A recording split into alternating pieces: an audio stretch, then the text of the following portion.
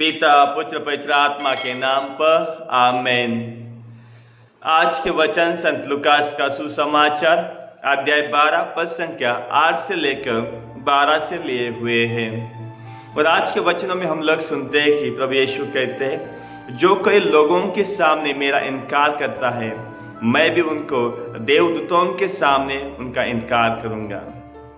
कहने का मतलब यह है कि प्रभु यीशु कहते हैं कि आज हमें उनके नाम का इनकार नहीं करना है। हमें आज ये नहीं कहना है कि वो प्रभु यीशु को जानते नहीं, लेकिन आज प्रभु यीशु कहते हैं, जो कोई प्रभु यीशु को वचनों का इनकार करता है, जो कोई सुसमाचार के गुणों के ऊपर इनकार करता है, उनको प्रभु यीशु कहते हैं, मैं भी उनको देवदूतों के सामने जब न्याय का दिन आएगा, वो भी हमारा इनकार करने वाले हैं।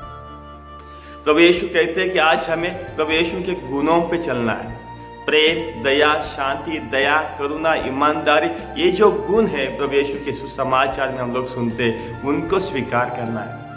लोगों के सामने उनको इनकार नहीं करना है, उनको अस्वीकार नहीं करना है। प्रभु यीशु के गुणों पे चलने के लिए प्रभु यीशु कहते हैं। और जब हमारे जीवन में प्रभु यीशु के इन गुणों से हम दूर रहते हैं, तो न्याय के दिन प्रभु यीशु भी हमें इनकार करेंगे, क्योंकि हम लोगों ने उनके दिए हुए वचनों पे हम लोग नहीं चले हैं।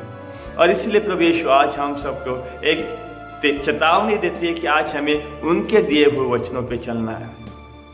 और प्रभु यीशु आज हमें यह भी कहते हैं, जब हम उनके दिए हुए वचनों पे चलते हैं तो हमें डरने की बात नहीं है। जब हम मुसीबत में है, दुख में है, तकलीफ में, उस समय हमें डरने की जरूरत नहीं है, क्योंकि प्रभु यीशु का वचन कहता है। आज के सुसमाचार में प्रभु यीशु कहते हैं कि आपको क्या कहना है, क्या करना है, उसकी चिंता मत करो, क्योंकि पवित्र आत्मा तुम्हारे लिए बोलेगा, क्योंकि पवित्र आत्मा तुम्हारे लिए बड़े बड़े काम करेगा।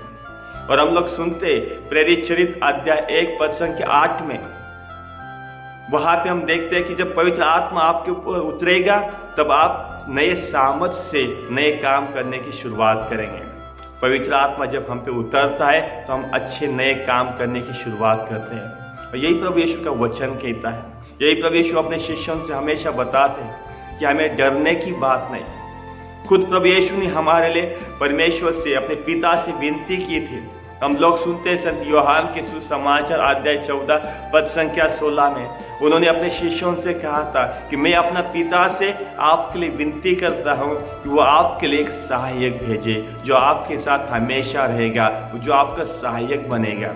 आज हमारे जीवन में हमारे साथ पवित्र आत्मा हमारे साथ है। पवित्र आत्मा का युग चल रहा है। पवित्र आत्मा हमारे जीवन में जो हमें मार्गदर्शन करता है।